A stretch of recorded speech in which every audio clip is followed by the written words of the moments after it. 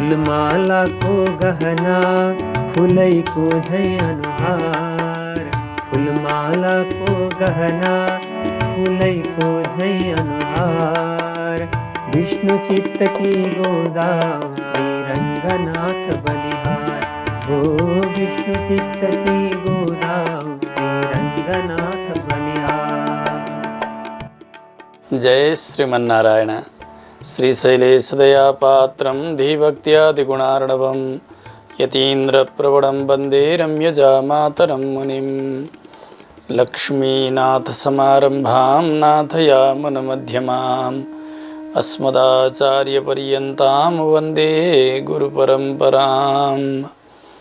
मौद्गल्यान्वयरत्नभूतममलं लक्ष्मीशसेवारतम् स्वामी श्रीसुखसूरिपादमधुपं विद्वद्वरं शान्तिदम्।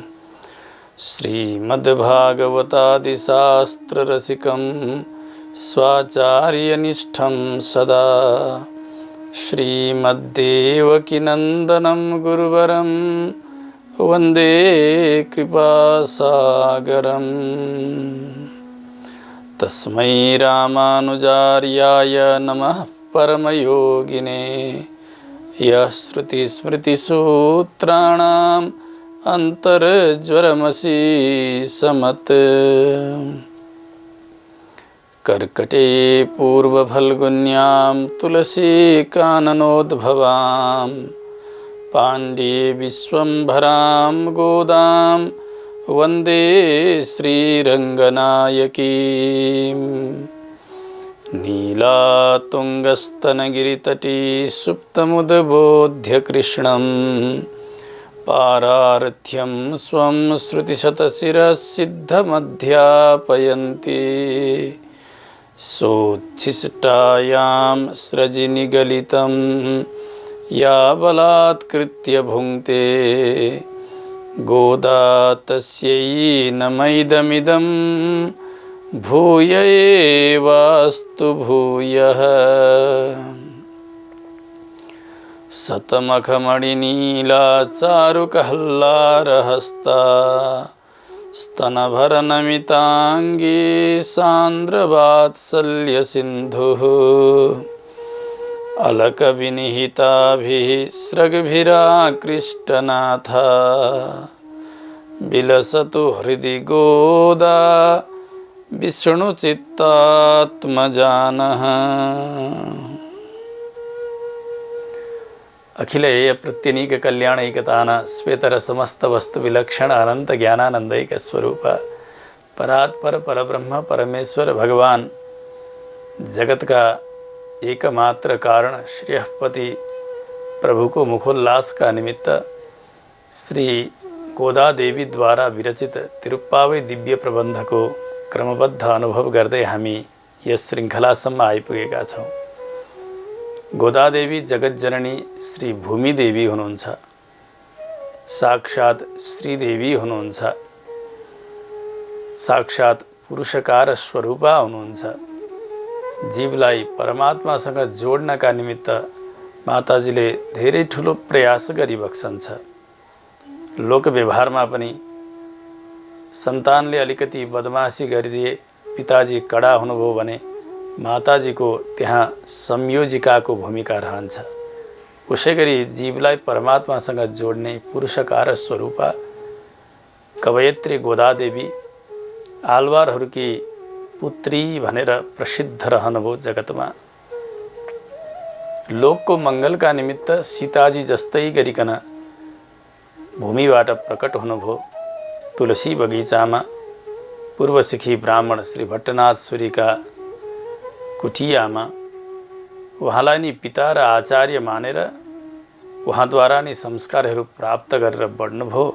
गोप वनिताहरूले भगवानको कृष्णावतारका समयमा कात्यायनी देवीको व्रतका बहाना भगवानलाई प्रसन्न गराए भन्ने सुनेर आफूलाई पनि गोपी भावमा चिन्तन गरिकन त्यस क्षेत्रलाई ब्रजमण्डलका रूपले परिकल्पना गरेर भगवान श्री वटपत्र शाहीलाई साक्षात विभव अवतार भगवान श्री कृष्ण जति बेला श्री वृन्दावनमा भइबक्सन्थ्यो त्यस स्वरूपमा चिन्तन गरेर 10 आलवारहरूलाई 10 सखीका रूपले परिकल्पना गर्दै एक दिव्य अनुभव गर्नुभयो। भगवानकै करुणा श्री गोदा देवी बनेर प्रकट हुनुभएको छ। उहाँकै आज्ञाले उहाँकै कैकर्यका निमित्त, चेतनको उद्धारका निमित्त जसरी सम्पूर्ण आलवारहरूले अवतार लिनुभयो, लोक कल्याणका निमित्त श्री सुक्तिहरू प्रकट गर्नुभयो, दिव्य प्रबन्धहरू, त्यही क्रममा श्री गोदा देवी पनि हुनुहुन्छ। आलवार कोटिमा यहाँको गणना हुन्छ। भगवानकी अध्यापिका हुनुहुन्छ। श्रुतिशतशिर सिद्धम अध्यापयन्ती। गोदा देवीको मङ्गल पद्य गान गर्दा हामी यसै गरी गर्दछौँ।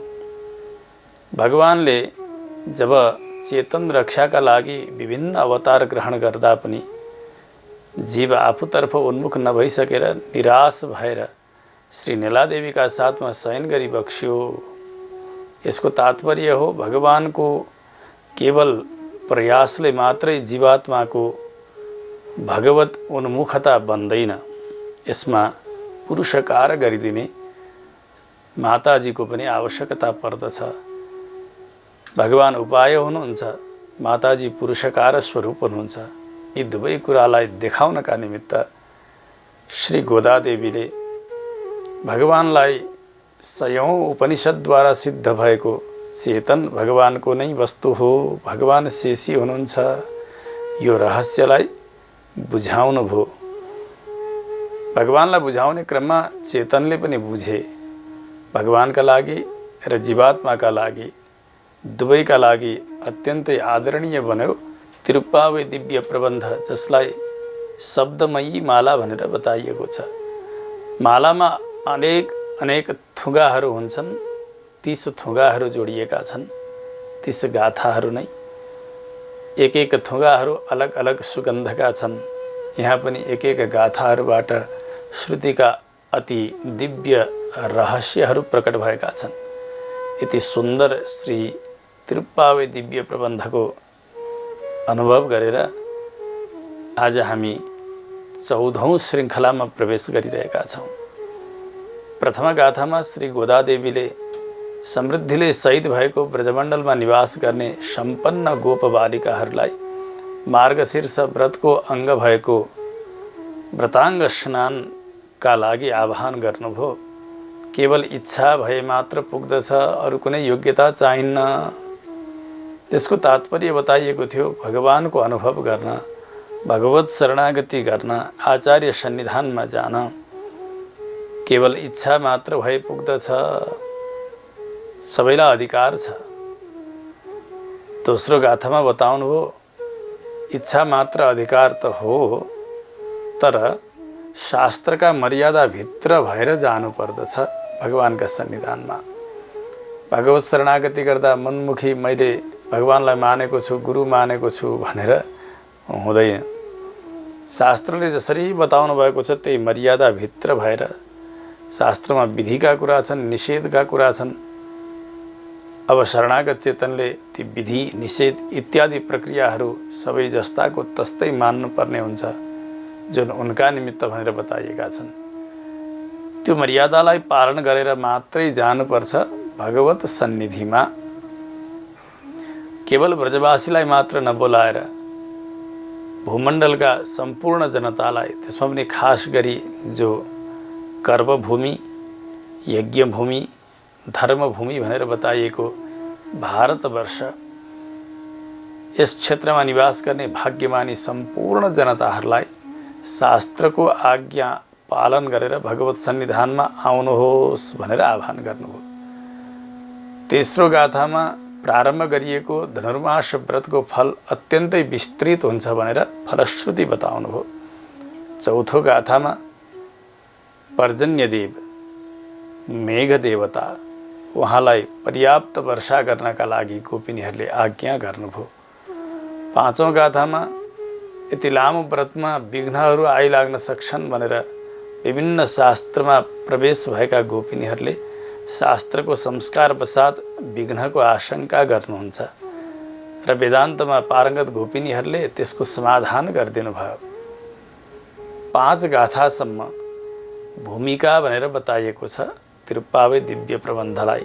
6औं गाथाबाट 15औं गाथासम्म एक एक खास खास सखीहरूको उत्थापन गर्न लाग्नु भएको छ गोपिनीहरू।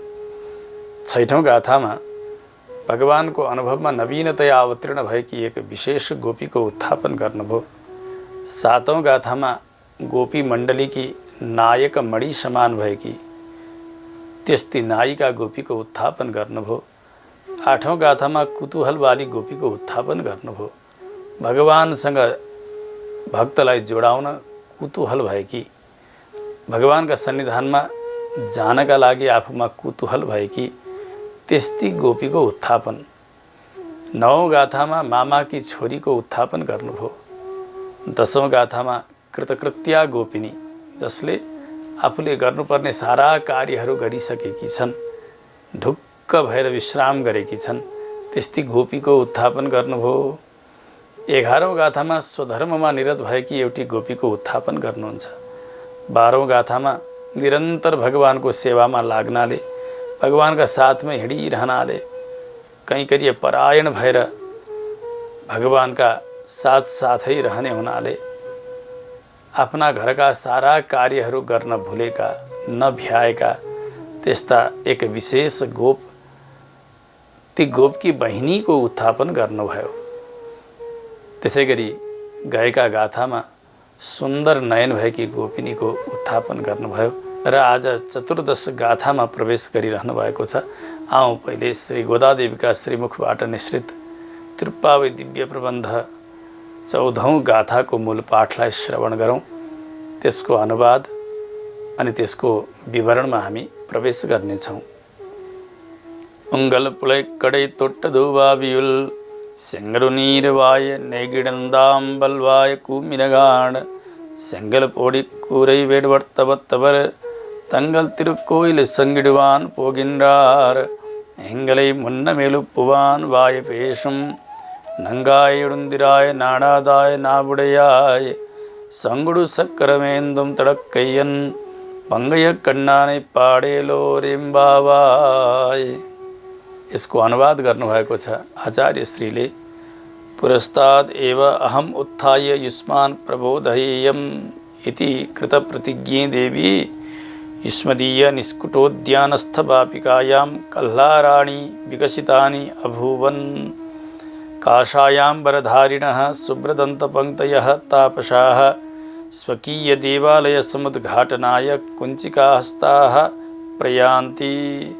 अयि निर्लज्जे हे वाग्वैभवशालिनी शङ्खचक्रधर दिव्यपाणितलं पङ्कजविलोचनं भगवन्तं कीर्तयितुम् उत्तिष्ठ तावत्। पुरस्तादेव अहम उत्थाय युष्मान् प्रबोधयेयम् इति कृतप्रतिज्ञे देवी। अघिल्ला दिन बेलुकी पख भोलि सबैभन्दा चाँडै उठेर तिमीहरू सबैलाई जगाउन आउने छु भनेर प्रतिज्ञा गर्ने हे देवी। तिम्रा बगैँचामा भएको तलाउमा कमलका पुष्पहरू खिलिसकेका छन्, कुमुद पुष्पहरू ओइलाइसकेका छन्। कासायाम्बर धारण गर्ने सेता दाँतका पंक्ति भएका तपस्वीहरू आफ्ना देवालयलाई खोल्नका लागि चाबीको झुत्तो हातमा लिएर निस्किसके। हे लाज नभएकी, बोल्नमा चतुर हे देवी, शङ्खचक्रधर दिव्यपाणितलं पङ्कजविलोचनं भगवन्तं कीर्तयितुम् उत्तिष्ठ तावत्। हातमा शङ्खचक्र लिइबक्सेका त्यस्ता दिव्य हस्तारविन्द भएका कमलदल जस्ता नेत्र भइबक्सेका भगवानको कीर्तन गर्नका लागि उठ। यसरी बाहिरका गोपिनीहरूले भित्र चयन गरेकी एक विशिष्ट गोपीको उत्थापन गरिरहनु भएको छ। यी गोपिनी जो अहिलेसम्म सुतिरहनु भएको छ, उहाँले अघिल्ला दिन साँझै प्रतिज्ञा गर्नुभएको थियो, हे देवी हो, भोलि बिहान सबैले म उठ्नेछु अनि तिमीहरू सबैलाई उठाउने छु। चाँडै अनि हामी स्नान गर्नका लागि जानुपर्छ भनेर प्रतिज्ञा गर्नुभयो। तर आफ्नो प्रतिज्ञालाई भुलेर मस्तसँग निदाइरहनु भएको छ। त्यस्ती गोपीलाई बोलाइरहनु भएको छ बाहिरका गोपिनीहरूले। केही प्राभातिक लक्षणहरूलाई पनि बताउनु भयो उहाँहरूले। उज्यालो भयो, यस्ता यस्ता अवस्था हुन थालिसके बताउनु भएको छ। त्यसमध्ये एउटा कल्लार पुष्पाणां विकसितत्वं कुमुद कुसुमानां मुकुलितत्वञ्च प्रभात चिन्हतया प्रथमतः निगद्यते। कमल पुष्पहरू फुलिसकेका छन्, त्यसै गरी नील कमलहरू ओइलाइसकेका छन् आदि आदि प्राभातिक लक्षण बताइरहनु भएको छ।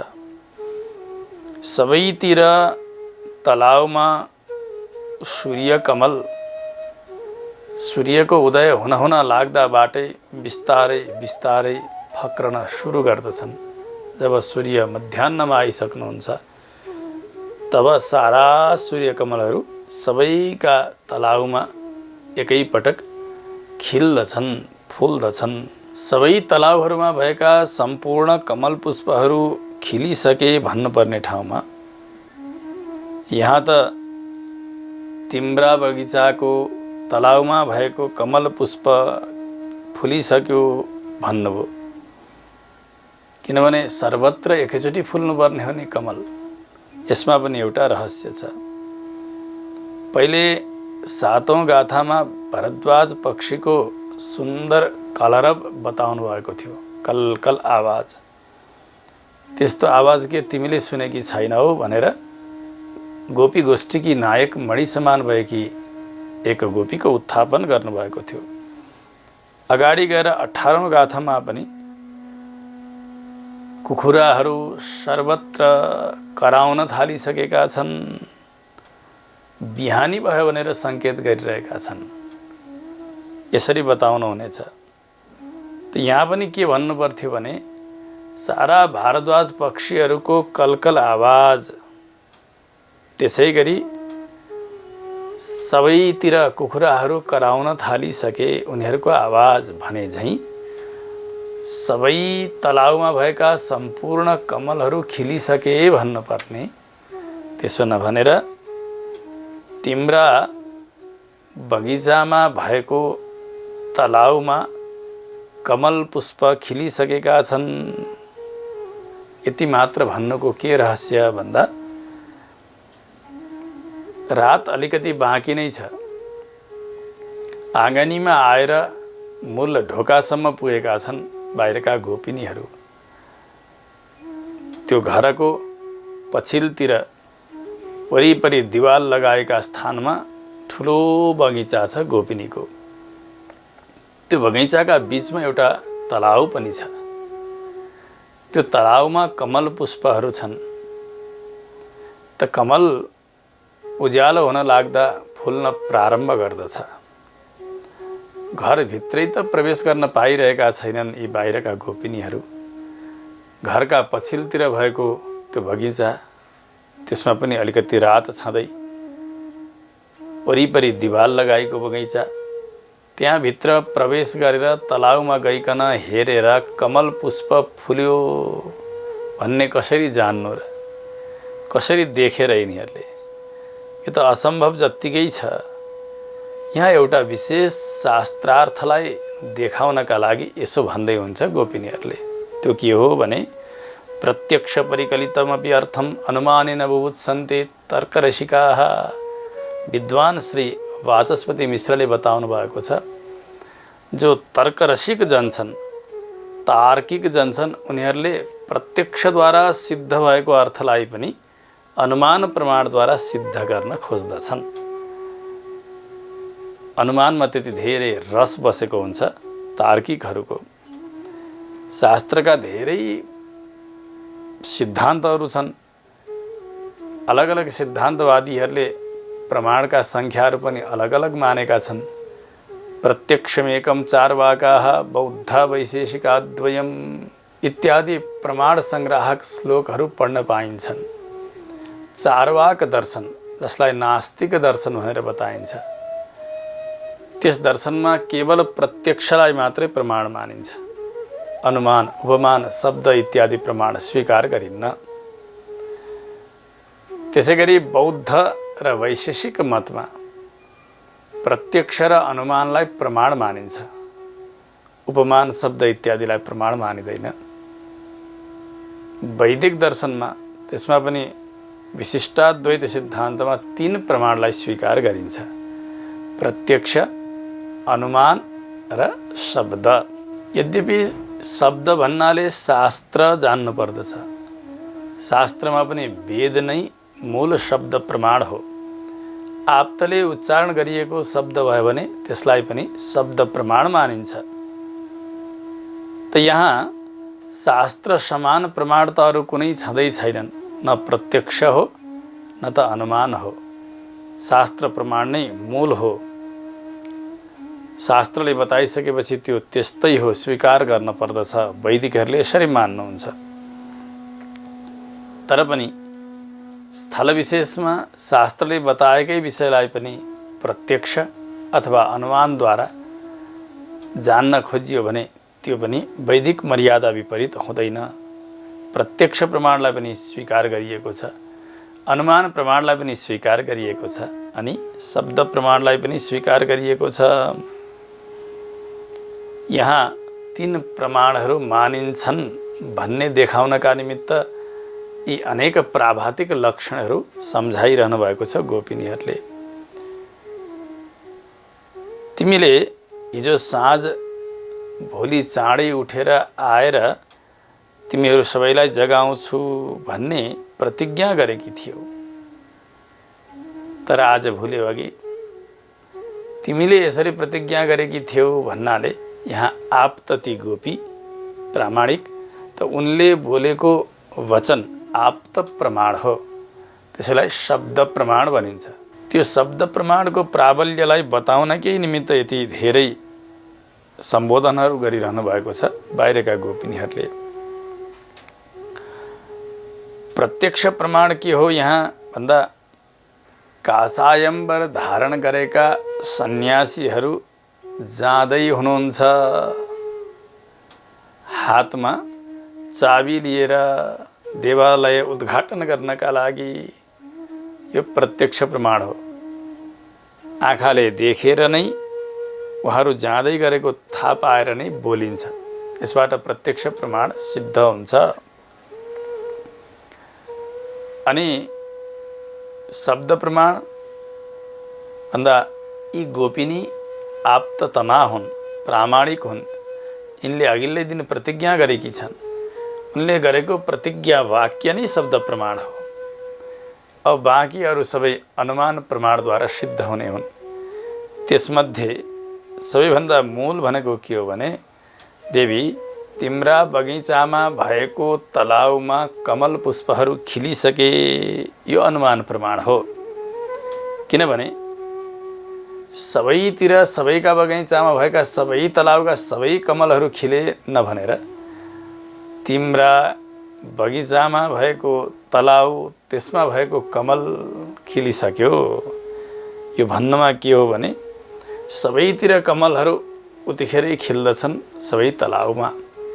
जसरी संसारमा सर्वत्र कमल फुलेको देखिन्छ त्यस समयमा, उसै गरी तिम्रा बगैँचामा पनि एउटा तलाउ छ, तलाउमा कमल छन्, ती कमल पनि अवश्य फुले होला। यो अनुमान प्रमाणद्वारा सिद्ध हुने भयो। बाहिर अरू प्रत्यक्ष गरेपछि त्यस्तै अवस्थामा पक्कै पनि तलाउमा भएका कमलहरू फुलिसके, उनका तलाउमा भएका कमल चाहिँ नफुलिकन रहँदैनन्। यो अनुमान प्रमाण यहाँ बताइरहनु भएको छ। सार्वत्रिक बाह्योद्यानगत कल्हारोन्मीलन कुमुद निमीलन रूप हेतुना अदसीय निष्कुटोद्यानगत कल्हारोन्मीलन कुमुद निमीलन साधनम क्रियते इति भेदितव्यम। अरूतिर कमल पुष्प फुल्नु, नीलकमल मुर्झाउनु, यो प्रत्यक्षका बलमा यसैलाई हेतु मानेर यिनका बगैँचामा भएको तलाउमा पनि कमल पुष्पहरू फुले अनि नीलोत्पलहरू सबै बन्द हुँदैछन्। यो सिद्ध हुन जान्छ। यसबाट अनुमान प्रमाण पनि स्वीकार गरिन्छ सिद्धान्तमा भनेर जान्न सकिन्छ। 3 प्रमाण पहिले पनि बताइयो, प्रत्यक्ष, अनुमान र शब्द। अनि यहाँ यसरी बताउनुको प्रयोजन के हो भन्दा शास्त्रार्थ विशेष समुद्बोधनम इति च सिद्धम। शास्त्र निर्णयका निमित्त सिद्धान्तमा 3 प्रमाणहरू स्वीकार गरिन्छन् भन्ने नै तात्पर्य सम्झाउनलाई गोदामाजीले यसरी बताउनु भयो। प्राभातिक लक्षणमध्ये एउटा पहिलो लक्षण जो बताउनु भएको छ, तिम्रा बगैँचामा भएको तलाउको कमल फुलिसकेको छ, नीलकमल मुर्झाइसकेको छ। यो प्राभातिक लक्षण सुनिसकेपछि भित्र सुतेकी गोपिनीले भित्रैबाट भन्नुभयो, तिमीहरू सबै मेरा आँगनमा छौ, मेरा घरभित्र त प्रवेश गर्न पाएका छैनौ। कसरी मेरा घरका पछिल्तिर भएको त्यो बगैँचा जहाँ दिवाल लगाइएको छ त्यसका भित्र भएको तलाउका भित्र भएको कमल हेर्न कसरी सम्भव भयो तिमीहरूलाई? कसरी देख्यौ र तिमीहरूले? केवल मलाई जगाउनका लागि बहाना मात्र बनाइरहेका छौ। यसरी त म मान्दिनँ। त्यसो भन्ने बित्तिकै बाहिरका गोपिनीहरूले भन्नुभयो, नै त्यो कुरा नमान, अरू प्रत्यक्ष कुराहरू त हामी भनिरहेका छौँ नि, भन। भित्रै गोपिनीले भन्नुभयो, बाहिरका गोपिनीहरूले भन्नुभयो, सुन, काषायाम्बरधारिणः यतयः कैङ्कर्यपराः कुञ्चिका हस्ताः सन्तः देवालयं व्रजन्ति इति। काषायाम्बर धारण गरेका सन्यासीहरू जो भगवानको सेवामा निष्णात हुनुहुन्छ, हातमा चाबीको झुत्तो लिएर देवालयतर्फ गइरहनु भएको छ। यो त प्रत्यक्ष प्रमाण हो नि, यो त हामीले आँखाले देखेका छौँ नि। शास्त्रले के भन्छन्? माठापत्यम यति कुर्याद विष्णु पूजा अभिवृद्धये। यदि भगवानको आराधनामा अभिवृद्धि गर्नु छ भने मठको जिम्मेवारी सन्यासीलाई दिनुपर्दछ। परिवारजन भएका व्यक्ति मठका अधिपति भए भने परिवारका निमित्त पनि उनले सोच्नुपर्ने हुन्छ। भगवानको शुद्ध सेवा हुँदैन। भगवानका लागि भनेर आएको चिज त्यो परिवारजनका लागि खर्च गरिन्छ।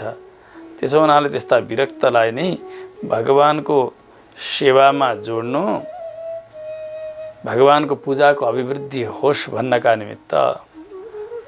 यसरी आगमादि शास्त्रले जो बताउनु भएको छ, दिव्य देशहरूमा भगवानका आराधना कर्ममा अनि अरू कैङ्कर्यमा पनि प्रत्यक्ष अथवा अप्रत्यक्ष रूपले सन्यासीहरू जोडिनु भएको देखिन्छ। हामी अहिले जान्छौँ प्रसिद्ध तीर्थ तिरुपति बालाजी।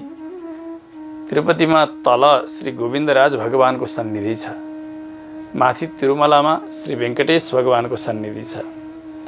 तल पनि एक जियर स्वामीजी रहनुहुन्छ सन्यासी, माथि पनि एक जियर स्वामीजी रहनुहुन्छ। तलका जियरलाई चिन्न जियर र माथिका जियरलाई पेद्दा जियर भनेर बताइन्छ त्यहाँको भाषा अनुसार। वृद्ध सन्यासी र बाल सन्यासी। पेद्दा जियर भनेको वृद्ध सन्यासी, चिन्न जियर भनेको बाल सन्यासी। त तिरुमलाका जो जियर स्वामी हुनुहुन्छ उहाँ परमपद भइसकेपछि यहाँका गोविन्दराज भगवानका सन्निधिका सन्यासीजीलाई लगेर उहाँको आधिपत्य दिइन्छ, यहाँ नयाँ नियुक्त गरिन्छ। यसरी सन्यासीहरूले प्रत्यक्ष भगवानको सेवामा ध्यान दिनुभएको, त्यस स्थानका अधिपति भएर रहनुभएको, यी सबै विषयहरूलाई दिव्य देशहरूको यात्रामा हामीहरूले राम्रोसँग जान्न सक्दछौँ। सदैव भगवानको मङ्गलानुशासन गर्ने, भगवानको कैङ्कर्य गर्ने, यही नै उहाँहरूले आफ्नो स्वरूप मान्नु भएको छ। हातमा चाबीको झुत्तो लिएर बिहान उज्यालो नभइकन भगवानको मूल मन्दिरलाई खोल्नका लागि, भगवानलाई जगाउनका लागि सन्यासीहरू गइरहनु भएको छ। श्री वेङ्कटाद्री अनि वनाद्री, तोताद्री, तिरुकुरुङ्गुडी, कुरुकापुरी आदि गरेका जति पनि दिव्य देशहरू छन्, त्यहाँ मूल स्थानमा सन्यासीजीहरूलाई नै आधिपत्य दिएर राखिएको छ। उहाँहरू नै त्यस स्थानका मूल हुनुहुन्छ। किनभने जसले हातमा त्रिदण्डी लिनुभएको छ, जसका लागि न परिवार, न सन्तान, न सन्तति कुनै पनि ध्यानमा राख्नुपर्ने बाध्यता छैन, केवल भगवान मात्रै माता, पिता, बन्धु, सखा सबै भइबक्सन्छ। त्यसो हुनाले उहाँ केवल भगवानकै सेवामा दत्तचित्त भएर रहनुहुन्छ। सन्तानपट्टि, संसारपट्टि फर्कनुहुन्न। नफर्कने बित्तिकै भगवानको वास्तविक सेवा हुन्छ। जस्तो आराधना हुनुपर्ने हो त्यस्तै आराधना हुन जान्छ। सन्यासीजीले लिनुभएको त्यो त्रिदण्ड, त्यो स्वरूप, त्यसको प्रशंसा शास्त्रले राम्रोसँग गर्नुभएको छ।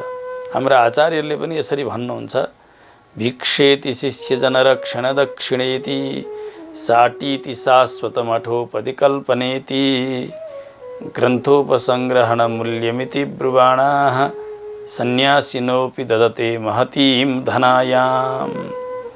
उहाँहरू भिक्षाका निमित्त बाहिर जानुहुन्छ, जहाँ श्री वैष्णवहरूको त्रिमाली छ, त्यो आवासमा गएर भिक्षा लिनुहुन्छ। शिष्यजनको रक्षाका निमित्त त दीक्षा नै लिएर रहनु भएको छ, उनीहरूको रक्षाको जिम्मेवारी लिनुभएको छ। कासाय वस्त्र ओढ्नु भएको छ अनि मठको अधिपति हुनुभएको छ। ग्रन्थको सङ्ग्रह गर्नुभएको छ, शास्त्रको स्वाध्याय गर्नुभएको छ। त्यस्ता सन्यासीहरू बडै ठुलो वैभवमा रहनुभएको हुन्छ भनेर शास्त्रकारले बताउनुहुन्छ। त यसबाट के जान्नु पर्यो भने सम्पूर्ण सन्यासीहरू खराब आचरण भएका हुनुहुन्न। अतथा विधाः शिष्टगरिष्ठा यतयश्च सन्ति खलु तत्र तत्र विरलाः। त्यस्ता खास दिव्य देशहरूमा सन्यासीहरू मठाधिपति भएर भगवानको कैङ्कर्य गर्नुभएको देखिन्छ। काहीँ काहीँ उहाँहरूले पवित्र आचरण गर्नुभएको छ। शिष्टहरूले जस्तो आचरण गर्दै आउनुभयो त्यसैलाई अपनाउनु भएको छ। मान्य हुनुहुन्छ उहाँहरू।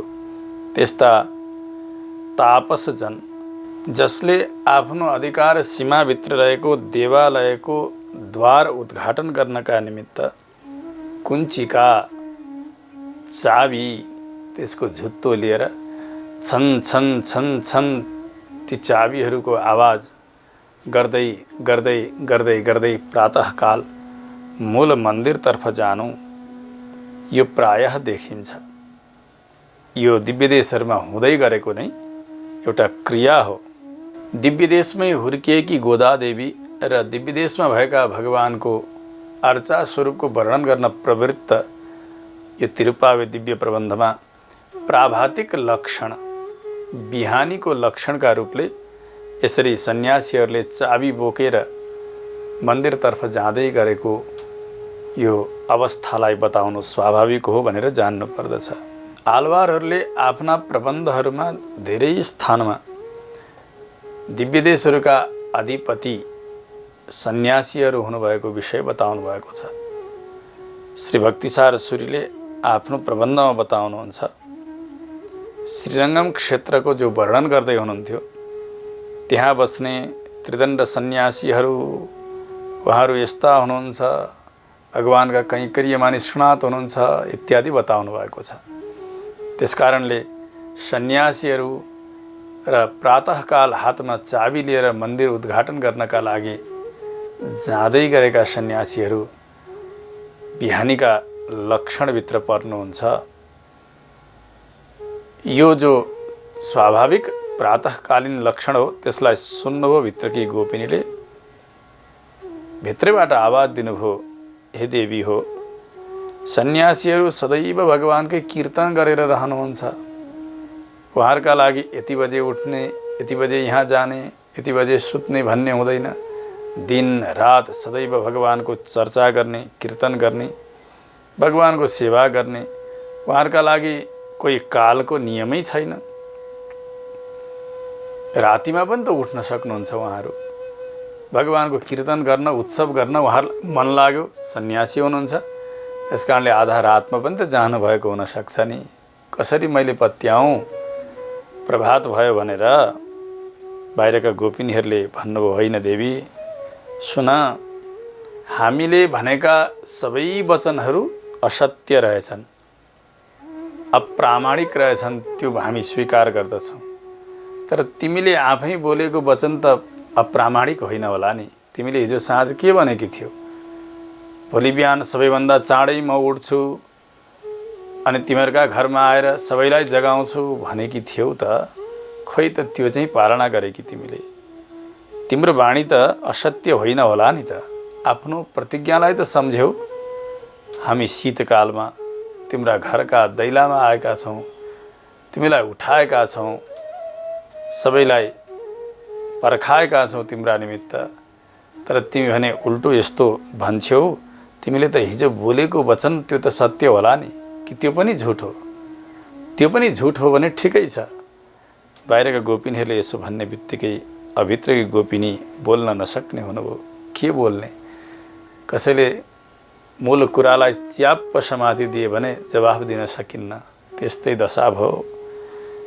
त्यस पछाडि बाहिरका गोपिनीहरूले थप्नुभयो, ऐ निर्लज्जे, हे लाज नभए कि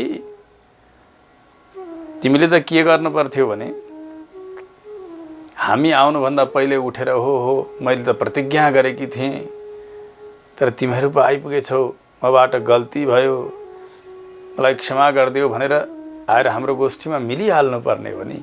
तिमी त यस्तो झुट बोल्ने कन्हैयाका सङ्गतले गर्दा, त्यस्तो श्री कृष्ण बसेको ब्रजमा बसेको हुनाले गर्दा त्यो सङ्गत तिमीमा पनि आइलागेछ। हामीले त जानेका थियौँ भगवान श्री रामचन्द्र जब दण्डकारण्यमा प्रवेश गर्नुभयो, ऋषिहरूले थाहा पाउनुभयो रामजी आउनुभएको छ भन्ने, हातमा अनेक प्रकारका स्वागतका सामग्रीहरू लिएर, वन्य फलहरू साथमा लिएर सबै ऋषिहरू आउनुभयो रामजीको स्वागत गर्नका लागि। भगवान अत्यन्तै लज्जित हुनुभयो। हो मैले हो हजुरहरूको दर्शन गर्नुपर्ने, सेवा गर्नुपर्ने, हजुरहरू जस्ता ज्ञानीले मेरो स्वागत गर्ने, यो त उल्टो गङ्गा बगे जस्तो भयो नि। प्रसीदन्तु भवन्तो मे हरिरेषा हि ममातुला, यदि दृशैः अहं विप्रैः उपस्थेयैः उपस्थितः। हजुरहरू प्रसन्न भइबक्सियोस्, मलाई लाज भयो आज। हजुरहरूको स्वागत मैले गर्नुपर्ने, सेवा मैले गर्नुपर्ने, उल्टो हजुरहरूले गरिबक्सिएको छ। यसरी लजाउने र आफ्नो मर्यादालाई पालन गर्ने, सत्य बोल्ने, त्यस्ता उज्जवल गुणले युक्त भएका रामचन्द्रले वास नगरेको यो ब्रजमा बस्नु नै तिम्रो यो बुद्धि विपरीत हुनु हो। कृष्णका ब्रजमा तिमी बसेकी छौ नि। रामजी यदि यहाँ हुनुहुन्थ्यो र सङ्गत हुन्थ्यो तिमीलाई रामकथाको, रामभक्तको सङ्गत बन्थ्यो भने यसरी आफूले एकथोक बोलेर फेरि अरू नै केही भनेर कुतर्क गर्दिनथ्यौ। तिमी त त्यस्ता रामचन्द्रले वासै नगर्नु भएको, त्यस्ता रामचन्द्रको दिव्य वैभव श्रवण गर्ने भाग्य नै नभएको ब्रजमा जन्म लिएकी छौ। यहाँ त कृष्ण चतुर छन्, कृष्ण निर्लज्ज छन्, चञ्चल छन्, आफ्ना एक एक वाणीलाई बदलिरहन्छन्। त्यस्ता कृष्णले वास गरेको ब्रजमा बसेका कारण आज तिमी आफ्नो प्रतिज्ञा छोडेर उल्टो हामीलाई केही भनिरहेकी छौ। त्यसकारण तिमीलाई लाज छैन होइन? निर्लज्ज कृष्णका सङ्गतले गर्दा तिमी निर्लज्ज भएर सुतिरहेकी छौ। यो तिम्रो वैशिष्ट्य हामी देखिरहेका छौँ। यो सुन्ने बित्तिकै भित्रकी गोपिनीले फेरि भन्नुभयो, अरे आधा रातमा आउँछौ मेरा घरमा, अनि आएर मलाई लाज नभएकी भनेर गाली दिन्छौ।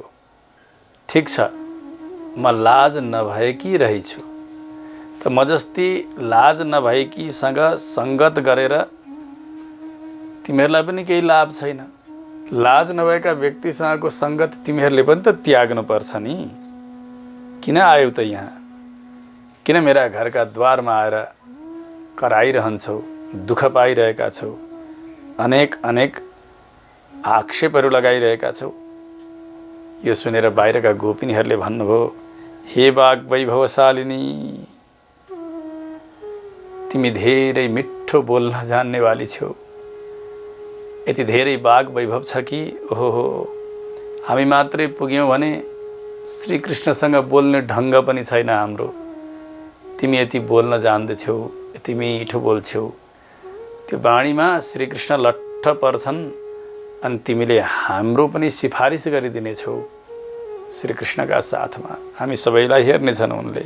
सर्वासु अस्मासु सुप्रसन्नो भविता, तिम्रा कारणले, तिम्रा बाणीका मिठासका कारणले श्रीकृष्ण प्रसन्न भएर हामीहरूसँग पनि प्रसन्न हुनुहुनेछ। यही आशाले हामी आएका हौँ। तिमीलाई नलिकन जाँदा हाम्रो कार्य सफल हुँदैन देवी। अब त उठिदेऊ। तिमीसँग यस्तो बोल्ने कला छ, हामी त त्यस्ता ढङ्गका छैनौँ। जब बाहिरका गोपिनीहरूले यसरी नम्र भएर प्रशंसा गर्नुभयो, माताजीहरूलाई प्रशंसा साह्रै धेरै मिठो लाग्दछ। गोपिनी त्यो प्रशंसाले मक्ख पर्नुभयो, जुरुक्क उठ्नुभयो। आफ्ना शरीरका सबै वस्त्रहरूलाई मिलाउँदै भन्नुभयो, ऐ भो सख्यः अहम अधुनैव समागच्छामि, कथयत अस्माभिः सर्वाभिः सम्मिलिताभिः किं कर्तव्यम। म चाँडै आउँछु सखियो, तिमीहरूसँग मिल्छु, ढोका खोल्छु। यो त बताइदेऊ, म आउँदैछु भन भन। हामी सबैले मिलेर वहाँ गएर चाहिँ के गर्ने नि? के गर्नका लागि हामी जाँदैछौँ? बाहिरका गोपिनीहरूले भन्नुभयो, देवी सुन, शङ्खचक्रधर दिव्यपाणितलं पङ्कजविलोचनं भगवन्तं कीर्तयितुम् उत्तिष्ठ तावत्। शङ्खचक्र दिव्य हातमा धारण गरी बक्सिएका,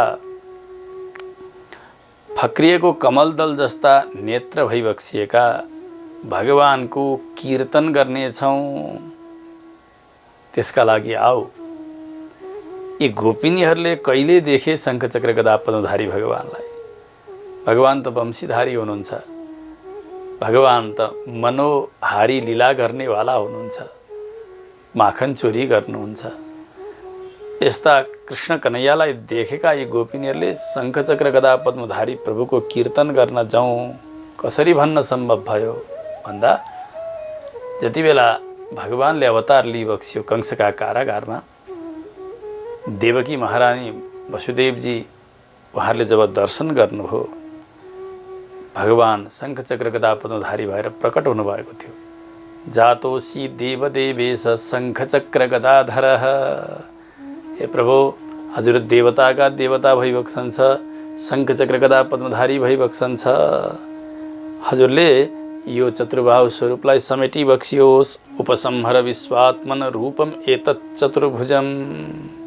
यो चतुर्बाहु स्वरूपलाई समेटेर दुई भुज बनी बक्सियोस्, दुई हाते बनी बक्सियोस्। कंसले धेरै विघ्न गर्न सक्छ, प्रार्थना गर्नुभएको थियो। श्रीमद् भागवतमा पनि वसुदेवजीले देवकीजी भन्दा पहिले भगवानको दर्शन गर्नुभयो, अद्भुत बालकको दर्शन गर्नुभयो। भगवानले चार हातमा शङ्खचक्र गदा पद्म लिइबक्सेको थियो। त्यस्ता अद्भुत बालकको पिता वसुदेवजीले यसरी दर्शन गर्नुभयो। सुखदेव बताइरहनु भएको छ, तमद्भुतं बालकमम्बुजेक्षणं चतुर्भुजं शङ्ख गदायुधायुधं श्रीवत्सलक्ष्मं गलशोभिकौस्तुभं पीताम्बरं सान्द्रपयोधसौभगम। बडा विचित्रको बालक, चार हातमा शङ्खचक्र गदा पद्म छन्, श्रीवत्स चिन्ह, कौस्तुभ मणि, ओहो किरीट कुण्डल, चमचम चम्कने पीताम्बर, यी सबै धारण गरी बक्सेका त्यस्ता अद्भुत बालकको दर्शन गर्नुभयो। भगवानले पिताजी र माताजीलाई चतुर्बाहु स्वरूप देखाउनु भयो। उहाँहरूकै प्रार्थना अनुसार फेरि दुई हाते सामान्य बालक बन्नुभयो। वसुदेवजीले टोकरीमा राखेर भगवानलाई मथुराबाट गोकुलमा ल्याइदिनु भयो। त्यसरी नन्द भवनमा भगवान आउँदा दुई हाते भइबक्सन्थ्यो। कहिल्यै गोपिनीहरूले त चार हाते देख्नु भएन। तर पनि यहाँ गोपकन्याहरू शङ्खचक्रधारी त्यस्ता प्रभुको हामीले कीर्तन गर्नेछौँ, आऊ उठ भनेर बताइरहनु भएको छ नि भन्दा भगवानको स्वरूप रूप गुण वैभवको सागरमा चुर्लुम्म डुबेका महाभागवतहरूले विशेष विशेष अवस्थामा भगवानलाई चतुर्बाहु स्वरूपले नै देख्नुहुन्थ्यो। भगवान कृष्ण जति बेला गीतोपदेश गरिरहनु भएको थियो अर्जुनजीलाई, विश्वरूप प्रदर्शनका लागि अर्जुनले प्रार्थना गर्नुभयो। भगवानले विश्वरूप देखाइदिनु भयो। डराएका अर्जुनले हात जोडेर भन्नुभयो, प्रभु अब यो विश्वरूपलाई समेटी बक्सियोस्, अघिकै जस्तै चार हाते बनी बक्सियोस्। तेनैव रूपेण चतुर्भुजेन सहस्रबाहो भव विश्वमूर्ते। हे विराट स्वरूप परमात्मन, हे हजारौं हात भइबक्सेका प्रभु, अब चार हाते बनी बक्सियोस्। त्यसबेला अर्जुनजीले चतुर्बाहु स्वरूपमा दर्शन गर्नुहुँदो रहेछ भन्ने जानियो। जति बेला भीष्म पितामह सरसैयामा हुनुहुन्थ्यो, अर्जुनले प्रहार गर्नुभएका ती बाणहरू सबै शरीरभरि लागेका थिए। त्यो सरका सैयामा, बाणका सैयामा सुत्नु भएको छ। भगवान पुग्नुभयो पाण्डवहरूलाई लिएर। त्यस समयमा भगवानसँग पितामह भीष्मले अन्तिम अवस्थामा भन्नुभयो, जबसम्म यस शरीरबाट मेरा प्राण उडेर जाँदैनन् तबसम्म हजुर यसै गरी मेरा सामनेमा ममाथि फक्रिएका कमल दल जस्ता नेत्रले दृष्टिपात गरिबक्सँदै प्रसन्न भएर मुस्कुराएर चार हातमा शङ्ख चक्र गदा पद्म लिएर खडा भइबक्सियोस्। सदैव देवो भगवान् प्रतीक्षतां कलेवरं यावदिदं हिनोम्यहम्। प्रसन्नहासारुणलोचनोल्लसन् मुखाम्बुजोध्यानपथश्चतुर्भुजः। प्रभु, बडे बडे योगीहरूले ध्यानको विषय बनाउँछन् जुन चतुर्बाहु स्वरूपलाई, हो त्यही स्वरूपले हजुर खडा भएर रहिबक्सियोस्, ममाथि दृष्टि लगाएर भनेर प्रार्थना गर्नुभयो पितामह भीष्मले। त्यस्ता ज्ञानीले चतुर्बाहु स्वरूपमै दर्शन पाउनुभयो नि द्विभुज भगवान श्रीकृष्णलाई पनि। त्यसै गरी ब्रह्माजीले जब बाछा हरण गरेर लिएर जानुभयो, बालक हरण गरेर लिएर जानुभयो, अब कृष्ण के गर्दै होला भनेर ब्रह्मलोकबाट यसो हेर्दा शङ्खचक्र गदा पद्मधारी परमात्मा नै बाछा र बालक भनेको देख्नुभयो। अक्रूरजीले भगवान रथमा हुनुहुन्थ्यो, आफू मध्याह्न स्नान सन्ध्या गर्नका लागि यमुनाजीमा जानुभयो। डुबुल्की लगाउँदाखेरि जलभित्र भगवानलाई चतुर्बाहु स्वरूपमै दर्शन पाउनुभयो। त खास समयमा त्यस्ता विशेष भक्तहरूले, त्यस्ता भागवतजनहरूले भगवानको वास्तविक चतुर्बाहु स्वरूपकै दर्शन गर्नुभएको छ। त यहाँ पनि सामान्य गोपिनीहरू हुनुहुन्न, साक्षात देवताका अवतार हुनुहुन्छ। श्री गोदादेवी साक्षात भूमिकै अवतार हुनुहुन्छ। त्यसकारणले उहाँले चतुर्बाहु स्वरूप त्यस्ता प्रभुको कीर्तन गर्नेछौँ भन्नुमा कोही आश्चर्य मान्नु पर्दैन। गोपी भावद्वारा बोल्दै हुनुहुन्छ त गोधाममाजी। त्यसकारणले चतुर्बाहु स्वरूप त्यस्ता प्रभु जो फक्रिएका कमल दल जस्ता नेत्र भइबक्सेका, उहाँको कीर्तन गर्नेछौँ। जानातु मा अवतारन्ते कम सोयम दिति जन्मनः। जति बेला वसुदेव देवकीले भगवानलाई चार हात समेटेर सामान्य बन्नु भन्ने प्रार्थना गर्दै हुनुहुन्थ्यो, उहाँले एउटै कुरा भन्नुभएको थियो, त्यो दुष्ट कंशले हजुर पृथ्वीको भार उतार्नका निमित्त यहाँ अवतीर्ण भएर आउनु भएको छ भन्ने कुरो नजानोस्। यसबाट के सिद्ध भयो? दुष्टहरूले भगवानलाई चतुर्बाहु स्वरूपमा कहिल्यै पनि देखेनन्। सज्जनहरू भागवजनहरूले त्यो आफ्नो भक्तिका कक्षामा भगवानको चतुर्बाहु स्वरूपको अनुभव गर्नुभयो। जो जस्तो प्रकारको हुन्छ उसले त्यस्तै प्रकारको दृष्टि बनाएको हुन्छ। जाकी रही भावना जैसी प्रभु मूरत देखी तिन तैसी। व्यक्तिको भावना जस्तो छ भगवानको श्री विग्रह पनि उसका लागि त्यस्तै रूपले प्रकाशित भइबक्सन्छ। श्री भट्टनाथ सूरीले पनि आफ्ना प्रबन्धमा यस विषयमा धेरै नै सुन्दर निरूपण गर्नुभएको छ। भक्तका भाव अनुसार भगवान देखिनुहुन्छ। यी प्रपन्न गोपिनीहरू केवल भगवानलाई नै साधन साध्य भोग्य सबै चिज मानेका त्यस्ता गोपिनीहरूले भगवानलाई चतुर्बाहु स्वरूपले देख्नु कुनै आश्चर्यको कुरा भएन।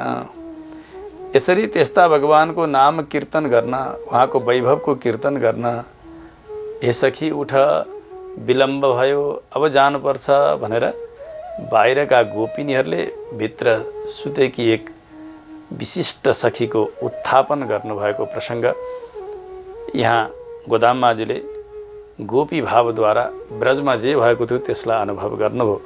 अब यसको अझै भित्री रहस्यलाई आचार्यहरूले ध्वन्यर्थ प्रणालीद्वारा बताइबक्सँदैछ। वेदान्तले के भन्नुहुन्छ भने अनादि माया सुप्तो यदा जीवः प्रबुध्यते। अनादि मायाका साथमा जीवात्मा सुतिरहेको हुन्छ। त्यो जुन दिन जाग्दछ त्यस जागेका दिन उसले आफूलाई पनि जानेको हुन्छ, परमात्मालाई पनि जानेको हुन्छ, परमात्मा प्राप्तिको उपायलाई पनि जानिसकेको हुन्छ, अर्थपञ्चक ज्ञानवान भएको हुन्छ। त्यस्ता अनादि मायाका साथमा शयन गर्ने हामी जस्ता नित्य संसारीहरूलाई बोलाउनका लागि, तिनीहरूलाई जगाउनका लागि, तिनीहरूको उज्जीवन होस् भन्नका लागि त्यस्ता महापुरुषहरूको अवतार हुनेछ भनेर पुराणहरूले पहिल्यै प्रतिज्ञा गर्नुभएको छ।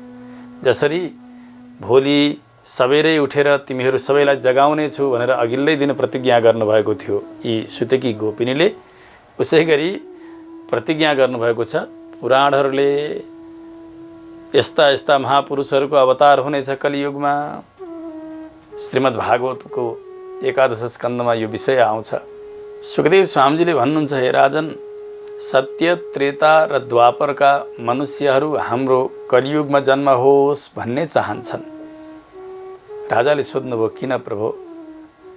कृतादिषु प्रजा राजन कला विच्छन्ति सम्भवम कलौ खलु भविष्यन्ति नारायण परायणाः क्वचित् क्वचिन् महाराज द्रविडेषु च भूरिशः ताम्रपर्णी नदी यत्र कृतमाला पयस्विनी कावेरी च महापुण्या प्रतीची च महानिधि ये पिबन्ति जलं तासां मनुजा मनुजेश्वर प्रायो भक्ता भगवती वासुदेवे मलाशयाः। त्यस्ता भगवान नारायणका अनन्य सेवकहरू अवतीर्ण भएर आउनुहुनेछ कलियुगमा। उहाँहरू कहाँ कहाँ अवतीर्ण हुनुहुन्छ भन्दा काहीँ काहीँ अरूतिर पनि कोही कोही हुनुहुन्छ, परन्तु द्रविडेषु च भूरिशः, दक्षिण भारतमा भने धेरैको अवतार हुने गर्छ। ती अवतार स्थलहरू कुन कुन हुन्? राजाले सोध्नुभयो। जहाँ जहाँ शास्त्र वर्णित विशिष्ट नदीहरू बगिरहनु भएको छ त्यस्ता नदीका तटमा उहाँहरूको अवतार हुने गर्दछ। ताम्रपर्णी नदी यत्र कृतमाला पयस्विनी, ताम्रपर्णी, कृतमाला, पयस्विनी, कावेरी, प्रतीची यी आदि गरेका नदीहरू, नदीका तटमा त्यस्ता वैष्णवाचार्यहरूको अवतार हुने गर्छ। त्यो नदीको जलपान जसले गरेका हुन्छन् उनको अन्तःकरण पवित्र भएको हुन्छ। भगवान सर्वेश्वर श्री वासुदेवमा प्रगाढ प्रीति बनेको हुन्छ। त्यस्ता निर्मल जल भएका पवित्र नदीहरूका किनारामा आलवारहरूको आचार्यहरूको अवतार हुनेछ। त्यसकारणले उहाँहरूका साथमा हाम्रो सम्बन्ध बनेर हाम्रो पनि उद्धार हुनेछ। हामीलाई सत्ययुगमा, त्रेतामा, द्वापरमा होइन, त्यस्ता महापुरुषहरू अवतार लिनुहुने कलियुगमा उहाँहरूका समीपमा पर्ने गरी जन्म दिनुहोस् भनेर सत्य त्रेता द्वापरका मनुष्यहरूले कामना गरेका हुन्छन्। त्यसकारणले अघिल्ला दिन प्रतिज्ञा गरेर भोलि अबेरसम्म सुत्ने भनेर अघिल्लै दिनको प्रतिज्ञा भनेको पुराणले पहिल्यै बताउनु भयो। आलवारहरूको अवतार र आचार्यहरूको अवतार स्थल पहिल्यै सङ्केत गर्नुभयो भन्ने विषय बुझ्नु पर्दछ। ताम्रपर्णी नदी जसका तटमा श्री छटकोप सूर्य आलवारको अवतार भयो, जति नदीहरू बताइएका छन् ती नदीहरूका किनारामै आलवारहरूको अवतार भयो, पूर्वाचार्यहरूको अवतार भयो। कावेरी नदीका किनारा धेरै आचार्यहरूको अवतार भयो र यी नदी तटदेखि अतिरिक्त अरू अरू स्थलमा पनि काहीँ काहीँ विशेष स्थलमा समग्र वैष्णवाचार्यहरूको अवतार भएको छ। भगवानका अनन्य सेवकहरू भगवान नारायणलाई नै साधन साध्य मान्ने त्यस प्रकारका प्रपन्न महाभागवतहरू कलियुगमा हुनुहुनेछ, यस्ता स्थलमा हुनुहुनेछ। उहाँहरूका साथमा सम्बन्ध बनाउनाले हाम्रो पनि कल्याण हुनेछ भन्ने विषय बुझ्नु पर्यो। जहाँ जहाँ जस्ता जस्ता महापुरुषहरूको अवतार हुन्छ भनेर सङ्केत गरिएको छ पुराणमा, त्यही सङ्केतमध्ये भगवान श्री भाष्यकार रामानुज स्वामीजी पनि एक हुनुहुन्छ। त रामानुज स्वामीजीले जब अवतार ग्रहण गरिबक्स्यो, उहाँले हामीहरू जस्ता असङ्ख्य चेतनका लागि पहिल्यै एक प्रकारको प्रतिज्ञा गर्नुभएको छ। जसरी गोपिनीले अघिल्लै दिन भोलि सबेरै उठेर तिमी सबैलाई जगाउने छु, सबैलाई व्रतस्थलमा लिएर जानेछु, यो प्रतिज्ञा गर्नुभयो। जसरी उसै गरी रामानुज स्वामीजीका चरित्रमा पनि जानिन्छ। हामीले पहिलेका प्रसङ्गमा पनि सुनिसकेका छौँ। श्रीरङ्गमबाट 18 पटक धाएर आचार्य सन्निधानमा बसेर श्री रामानुज स्वामीजीले मन्त्रार्थ ग्रहण गर्नुभयो। धेरै नियमहरू छन्। मन्त्रम यत्नेन गोपयेत, मन्त्रार्थलाई अत्यन्तै गोप्य राख्नुपर्छ, प्रकाश गर्न हुँदैन। शास्त्रका यी मर्यादाहरू छन्। ना संवत्सरवासिने ब्रूयात, त्यसै गरी इदम ते ना तपस्काय ना भक्ताय कदाचन, भगवानले गीताजीमा पनि बताउनु भएको छ। त्यस्ता रहस्यहरूको उपदेश अनधिकारीलाई गर्न हुँदैन। धेरै परीक्षण गरेपछि अब यिनमा योग्यता आयो भन्ने जानेपछि जति अंशमा बताउनु पर्ने हो त्यति मात्रै बताउनु, सिधै मन्त्रार्थको उपदेश नगर्नु। यो एक प्रकारको क्रम चलिरहेको थियो रामानुज स्वामीजीका पालासम्म। एक आचार्यले एक दुई शिष्यलाई अनुकूल बनाएर उनीहरूलाई धेरै परीक्षण गरिसकेपछि अनि मात्रै शरणागति दीक्षा दिनुहुन्थ्यो, मन्त्र प्रदान गर्नुहुन्थ्यो, मन्त्रार्थ प्रदान गर्नुहुन्थ्यो, अनि आचार्य वैकुण्ठ यात्रा गर्नुहुन्थ्यो। त्यसरी एक पुरुषद्वारा सुरक्षित हुँदै आएको यो शरणागति मार्ग, यो परम्परा, त्यसलाई फैलाइदिनु भयो श्री रामानुज स्वामीजीले। त्यो सीमालाई खुला गरिदिनु भयो। कसरी गरिदिनु भयो? सबै मर्यादालाई पालन गर्नेछु भनेर आचार्यका सन्निधिमा प्रतिज्ञा गर्नुभयो। मन्त्र श्रवण, मन्त्रार्थ श्रवण। तर एक दिन गोष्ठीपुरमा विशेष उत्सव चलिरहेका समयमा गोपुरमा चढेर मन्त्र र मन्त्रार्थको उपदेश गरिदिनु भयो रामानुज स्वामीजीले। आचार्य रिसाउनु भयो, रामानुज तपाईँले किन यसो गर्नुभयो? तपाईँले शर्त मर्यादा सबै तोड्नुभयो।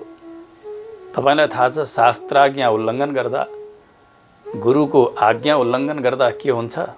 रामानुज स्वामीजीले भन्नुभयो नरकवास हुन्छ। तपाईँ नरक जान तयार हुनुहुन्छ? रामानुज स्वामीजीले भन्नुभयो एक रामानुज नरक जाँदा अनन्त चेतनहरूको कल्याण हुन्छ, अनन्त जीवात्माहरू मोक्ष मार्गमा लाग्छन् भने यो दास नरक जान तयार छ सबैका कल्याणका लागि।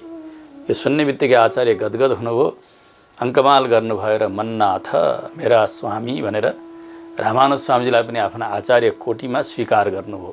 हामीमा किन त्यस्तो बुद्धि आएन जुन बुद्धि श्री रामानुज स्वामीजीमा आइरहेको छ? हो यहाँ त महान हुँदो रहेछ भनेर सम्मान गर्नुभयो त्यस समयका आचार्यहरूले।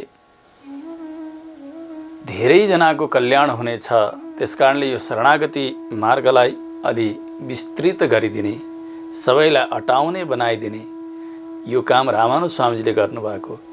हामी जस्ता तमाम चेतनहरूको कल्याणका लागि आजभन्दा 1000 वर्षभन्दा पहिले नै प्रतिज्ञा गर्नुभएको छ नि। त्यसकारणले त्यस्ता रामानुज स्वामी जस्ता आचार्यलाई नै यहाँ अगाडि नै प्रतिज्ञा गर्ने गोपी भनेर सम्बोधन गरिएको जान्नुपर्दछ। एकैक पुरुष सुरक्षित वंशरीत्या गुप्ता प्रपत्ति पदवी गुरुभिः पुराणैः रामानुजस्तु परया दयया दयालुः सीमामिमामतिययौ जगतां हिताय।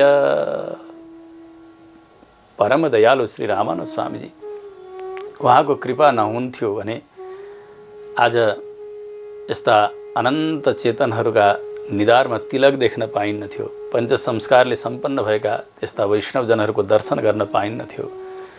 यो सबै श्रेय श्री भाष्यकार रामानुज स्वामीजीलाई नै जान्छ। त्यसकारणले परया दयया दयालुहु, पर दयाद्वारा परम दयालु बनी बसेका श्री रामानुज स्वामीजी उहाँ नै अघिल्ला दिन प्रतिज्ञा गर्ने गोपीका रूपले जान्नु पर्दछ। त्यस्ता कृपा गुणले परिपूर्ण भइबसेका हे आचार्यवर भनेर ती सुतेकी गोपिनीलाई सम्बोधन गरिरहनु भएको छ बाहिरका गोपिनीहरूले। अर्थात् श्री भाष्यकार रामानुज स्वामीजी सदृश दयालु आचार्यको जागा गराइरहनु भएको छ शिष्यहरूले। अनि भन्नुभयो, हे लाज नभए कि भनेर। त्यस्ता आचार्यमा लाज नहुनु, लाज शरम नमान्नु, यो त गडबड कुरा भएन भन्दा नै गर्नुपर्ने कार्य नगर्ने कार्यलाई गर्नेलाई लाज हुने हो। लाज कसलाई हुँदैन भन्दा गर्नुपर्ने गर्यो, नगर्नुपर्ने गरेन उसलाई लाज हुँदैन। यहाँ व्यङ्ग्य जस्तो देखिन्छ तर सोझो सम्बोधन हो।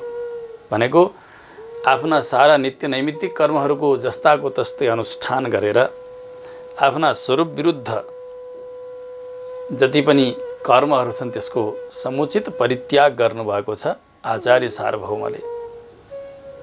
त्यसकारणले उहाँहरूलाई लाज छैन, उहाँले लजाउनु पर्ने कुनै कारण छैन, यही जान्नु पर्दछ। अनि भन्नुभयो, हे बाघ वैभवशालिनी, हे मिठो बोल्न जान्ने बाघ वैभव भएकी। यो सम्बोधनको पनि तात्पर्य सम्झाइरहनु भएको छ।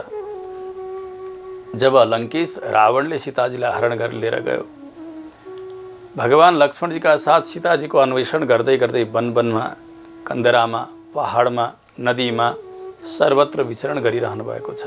जब ऋष्यमुख पर्वतका तलतिरपट्टि भगवान पुग्नुभयो, बालीले लखेटिएका सुग्रीव 4 मन्त्रीहरूलाई साथमा लिएर हनुमानजी पनि साथमा हुनुहुन्थ्यो। ऋष्यमुख पर्वतमा माथि लुकेर बस्नुभएको भगवानलाई लक्ष्मणजीलाई देख्दा सुग्रीव डराइरहनु भएको छ। ओहो, बालीले कसैलाई पठाउन खोजेको हो कि क्या हो यहाँ? बाली आफू मात्र यहाँ आउन सक्दैन, उसको मृत्यु हुन्छ यहाँ आउँदा। अरू कोही आएर पनि मलाई यहाँबाट लखेट्न खोजेको हो कि जस्तो लाग्यो। रुखका हाँगामा चढी चढी बानरहरूले यसो हेर्छन्, निहाल्छन्। हनुमानजीले हेर्नुभयो। सुग्रीवजीको आज्ञा लिएर हनुमानजी एक भिक्षु ब्राह्मणको स्वरूप बनाएर भगवानका अघिल्तिर आउनुभयो। आएर प्रणाम गर्नुभयो। भगवानले परिचय सोध्नुभयो। हनुमानजीले आफ्नो सबै परिचय बताइदिनु भयो। भगवानले पनि परिचय बताउँदै हुनुहुन्छ। हनुमानजीका सारा वाणीहरू सुनिसकेपछि उहाँका वाणीमा कुनै प्रकारको अशुद्धि छैन। शास्त्रज्ञ व्यक्तिले बोल्ने वाणी बोल्नु भएको छ। वेद वेदान्तलाई राम्रो जानेका व्यक्तिले मात्रै बोल्न सक्छन्। व्याकरण राम्रो पढेका व्यक्तिले मात्रै यस्तो बोल्न सक्छन्। भगवानलाई लाग्यो र लक्ष्मणजीसँग भन्नुभयो, नान्द्रग्वेद विनीतस्य न यजुर्वेदधारिणः न सामवेद विदुषः शक्यमेवं प्रभाषितुं नूनं व्याकरणं कृत्स्नम् अनेन बहुधा श्रुतं बहुव्याहरतानेन न किञ्चित् अपशब्दितं। लक्ष्मण, ऋग्वेद राम्रोसँग अध्ययन नगरेका व्यक्तिले, यजुर्वेद नपढेकाले, सामवेद राम्रोसँग नजानेकाले यस प्रकारको शुद्ध वाणी बोल्न सक्दैन। मलाई त लाग्छ यी भिक्षुले, यी ब्राह्मणले व्याकरण शास्त्र पनि राम्रोसँग अध्ययन गरेका छन्। यति धेरै वार्ता गरिरहँदा पनि उनका एक शब्दमा पनि अशुद्धि मैले प्राप्त गर्न सकिनँ। ओहो, कति धेरै ज्ञानी है यिनी। भगवान श्री रामचन्द्र पनि विस्मित हुने प्रकृतिको वाणी बोल्नुभयो हनुमानजीले। हनुमानजी भनेका साक्षात् आचार्य हुनुहुन्छ। आचार्यमा यसै प्रकारको वाणी हुन्छ। उहाँहरूले बोलिसकेपछि हाम्रो जीवन परिवर्तन हुन्छ। उहाँहरूका वाणीले हामीलाई भित्र लाग्दछ। वाणीमा मिठास हुन्छ, वाणी शुद्ध हुन्छन् आचार्य श्रीका। उहाँहरूका वाणीका सम्बन्धले हाम्रो पनि उद्धार भइरहेको हुन्छ। भगवान श्री भाष्यकार रामानुज स्वामीजीले यसरी भगवानको शरणागति गरिबक्स्यो कि सबैका निमित्त शरणागति गद्य रङ्गनाथ भगवानका अघिल्तिर आफ्ना सम्बन्धमा आएका सबैलाई मोक्ष प्रदान गर्न भगवानलाई बाध्य गराउनु भयो रामानुज स्वामीजीले। यति सुन्दर वाणी श्री रामानुज स्वामीजीले भगवानसँग निवेदन गरिबक्स्यो। शरणागति गद्य भगवानले भन्नुभयो के दिउँ? रामानुज स्वामीजीले भन्नुभयो मेरा सम्बन्धमा आएका सबैलाई हजुरले मोक्ष प्रदान गर्न पर्दछ। भगवानले तथास्तु भनी बक्स्यो। श्री वैकुण्ठमा पनि भगवानले यही नै आज्ञा दिएर पठाउनु भएको थियो रामानुज स्वामीजीलाई। श्री रङ्गनाथ भगवानले पनि त्यही नै आज्ञा गरिबक्स्यो। यसकारणले रामानुज स्वामीजीका चरण सम्बन्धमा जो उनिएको छ, जसले आफ्नो नाता जोडेको छ, यो अविच्छिन्न गुरु परम्परा श्रृङ्खलामा आफूलाई आबद्ध गरेको छ भने उसको अवश्य पनि मुक्ति हुन्छ भनेर जान्नु पर्दछ। आफ्ना वाग वैभवद्वारा भगवानलाई आफूका अधीनमा गर्न सक्ने सामर्थ्य आचार्यमा हुन्छ। त्यसैले त आचार्यले सिफारिस गरिएको चेतन उसलाई भगवानले मोक्ष प्रदान गर्नुहुन्छ। यस्ता वाग वैभवशालिनी भनेर गोपिनीलाई सम्बोधन गरिएको यहाँ आचार्यलाई नै सम्बोधन गरिएको भन्ने सम्झनु पर्दछ। तिम्रा बगैँचामा भएको तलाउका कमलहरू फक्रिसकेका छन्। यसको तात्पर्य चाहिँ के हो भने वेदान्तले भन्नुहुन्छ दर्हं विपाप्मं परवेश्म भूतं यत्पुण्डरीकं पुरमध्य संस्थं। यो दहराकाश हृदयाकाशमा भगवानको दिव्य ध्यान गर्नुपर्दछ। हृदय कमल भनेर बताइन्छ। त्यो कमलमा भगवान विराजित भइबक्सन्छ। त्यस्ता प्रभुको ध्यान गर्ने उपासना गर्ने विधि वेदान्तले बताउनु भएको छ। भक्तानां यद वपुषि दहरं पण्डितं पुण्डरीकम। भक्तहरूको शरीरमा भएको जो दहराकाश हो त्यहाँ एक दिव्य कमल खिलिरहेको हुन्छ जहाँ भगवानको निवास हुन्छ भनेर हृदय कमललाई नै यहाँ कमल भनेर बताइएको हो।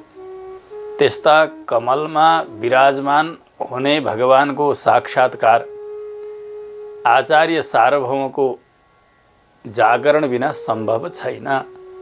जसरी सूर्य कमल रात्रिका समयमा बन्द भएका हुन्छन्, सूर्य उदय भएर सूर्यले आफ्ना किरणहरू त्यहाँ प्रसारण गर्न थालिसकेपछि सूर्य किरणको संयोगद्वारा बिस्तारै बिस्तारै त्यो कमल फक्रन्छ, त्यहाँ भित्र भएको त्यो भमराको दर्शन हुन्छ। उसै गरी आचार्य रूपी सूर्यको उदय भइसकेपछि उहाँका सदुपदेश रूपी किरणहरू कर्ण विवरबाट भित्र प्रवेश गरेर हृदय कमललाई खिलाइदिन्छन्। त्यहाँ कैदी बनेर बसिबक्सेको भगवान हृदय कमल निवासी त्यस्ता परब्रह्म परमात्मा रूपी भ्रमराको सहजै दर्शन हुन्छ त्यो कमल फुलेपछि। त्यसकारणले आचार्यको प्राप्ति नभइकन यो हृदय कमल खुल्दैन। हृदय कमलमा विराजमान हुने भगवान रूपी भ्रमराको दर्शन पनि हुँदैन। यसोसले हे मिठो बोलेर सबैलाई उपदेश गर्न सक्ने हे आचार्य सार्वभौम, यो बगैँचाभित्र जो तलाउमा भएका कमल, ती कमलहरू हजुर जागेपछि उज्यालो भएपछि बिस्तारै बिस्तारै खिल्न थाल्दछन्, भगवत साक्षात्कार हुन्छ। यहाँ गोपिनीहरूले सर्वत्र तलाउहरूमा भएका कमलहरू फुलिसकेन भनेर तिम्रा बगैँचामा भएको तलाउका कमलहरू फुले भन्नुभयो। यसको रहस्य के हो भने वेद, इतिहास, पुराण, धर्मशास्त्र यिनीहरूका श्रोताहरू धेरै हुन्छन्। सामान्य योग्यता भइसकेपछि तत्तत अधिकारीलाई यी शास्त्रहरूको उपदेश गर्न सकिन्छ। सार्वजनिक हुन्छन् यिनीहरू। परन्तु मन्त्र र मन्त्रार्थ यिनीहरू भने त्यस्ता योग्यता भएका, त्यस्ता अनन्य भागवतहरूलाई मात्रै सुनाइन्छ। त्यस्तो रहस्यमा उपदेश गर्ने मन्त्र मन्त्रार्थहरू, दिव्य प्रबन्ध आदि हो। तिनीहरूको प्रवचनको समय भयो, तिनीहरू उपदेश गर्न लाग्नु भएको छ आचार्यले, अर्थात् हजुरले त्यस्ता रहस्यहरूको उपदेश गरिदिनुपर्छ भन्नका लागि निजी बगैँचामा भएको तलाउभित्रका कमलहरू भनेर बताइएको हो। यस्ता शास्त्रहरू नै निजी बगैँचाभित्रका तलाउका कमलहरू, रहस्य ग्रन्थहरू, मन्त्र मन्त्रार्थहरू हो। तिनीहरू खिलिसके यो कुरा जान्नु पर्दछ। नील कमलहरू बन्द भए, सूर्य कमलहरू खिले। रहस्य ग्रन्थहरूको उपदेश गर्ने समय भयो, वाद ग्रन्थहरू अहिले उपदेश गर्ने समय होइन, त्यसको उचित काल होइन भन्नका निमित्त यसरी तिम्रा बगैँचामा भएको तलाउका कमलहरू खिले भनेर बताइएको सम्झनु पर्दछ। अनि भन्नुभयो कासायाम्बर धारण गरेका त्यस्ता सन्यासीहरू भनेर। उहाँले चाबी लिएर जाँदै हुनुहुन्छ देवालय उद्घाटन गर्नका लागि, खोल्नका लागि। यहाँ कासायाम्बरधारी भनेर जो विरक्त हुनुहुन्छ त्यस्ता आचार्यहरूलाई नै सम्बोधन गरिएको जान्नु पर्दछ। अनि सेता दाँत भएका सन्यासीहरू कस्तो हो सेतो दाँत भने श्री गुणरत्न कोशमा आचार्यले बताइबक्सन्छ एको मुक्तात पत्र इत्यादि भन्दै भन्दै अगाडि यत्तस्मै तिष्ठतेन्यः कृपणम शरणो दर्शयन् दन्तपङ्क्ति। सामान्य क्षुद्र व्यक्तिहरू जो यहाँका वैभवले युक्त भएका छन्, त्यस्ता राजा हुन्, रजौटा हुन्, मालिक हुन्, स्वामी हुन् संसारका लागि, तिनका अघिल्तिर गएर यी सेता दाँतका पङ्क्तिहरू सो देखाएर हजुर मलाई यति दिनुहोस् उति दिनुहोस् भनेर ज्ञानीहरूले माग्नुहुन्न। जस्तो सुकै विपरीत अवस्था आओस्, श्री निगमान्त देशिक स्वामीजी, वेदान्त देशिक स्वामीजी, उहाँका जीवनमा अभाव र तत्समयका राजपुरोहितहरूले पत्र लेखेर तपाईले यसलाई स्वीकार गर्नुहोस्, यहाँ आएर मन्त्री बनिदिनुहोस्, हजुरको जीवनयापन सहज हुन्छ भनेर भन्दा म बरु भिक्षा मागेर खानेछु, मैले आफ्ना योग्यता अनुसारका कर्महरू सम्पादन गरेर भगवानको आराधना गर्नेछु, तर मलाई कोही राजा कोही महाराजाले गरेको कृपा चाहिएको छैन भनेर जवाफ दिनुभयो। अरू पनि पूर्वाचार्यहरूका जीवनीमा यस्तो प्रसङ्ग पढ्न पाइन्छ। काचाय नीचम कमनीय वाचा मोचा फल स्वाद मुचा नयाचे। यस्ता तुच्छ पदार्थहरू काच समान, त्यस्ता पदार्थहरूका लागि यति सुन्दर दाँतका लहरहरू फैलाउने छैन, गएर केही माग्ने छैन। संसारका यी क्षुद्र व्यक्तिहरूसँग कुनै भौतिक पदार्थ मागिने छैन भनेर आचार्यहरूले निर्णय गर्नुभएको छ। यसबाट के जानिन्छ भने ब्रह्माजीको ऐश्वर्यलाई पनि एक झार समान, तृण समान मान्ने श्री रामानुज स्वामीजी, श्री वरवरमुनि स्वामीजी, श्री वेदान्त देशिक स्वामीजी लगायतका समस्त पूर्वाचार्यहरू उहाँहरू नै सेता दाँत भएका सन्यासीहरू हुनुहुन्छ। सेता दाँत भनेको यस्ता संसारी व्यक्तिहरूका अघिल्तिर गएर निचिक्क गरेर नमाग्ने सफा दाँत भएका, काला दाँत फोहोरी दाँत भएका भनेको क्षुद्र क्षुद्र विषय माग्ने, संसारीहरूसँग माग्ने त्यस्ता मगन्तेहरू भनेको। भगवानका अघिल्तिर गएर त मोक्ष नमाग्ने आचार्यहरू, केवल भगवानको नित्य कैंकर्य मात्र माग्ने आचार्यहरू संसारीहरूसँग के माग्नुहुन्थ्यो र? यन कञ्चित पुरुषाधमम कतिपय ग्रामेश मल्पार्थदम।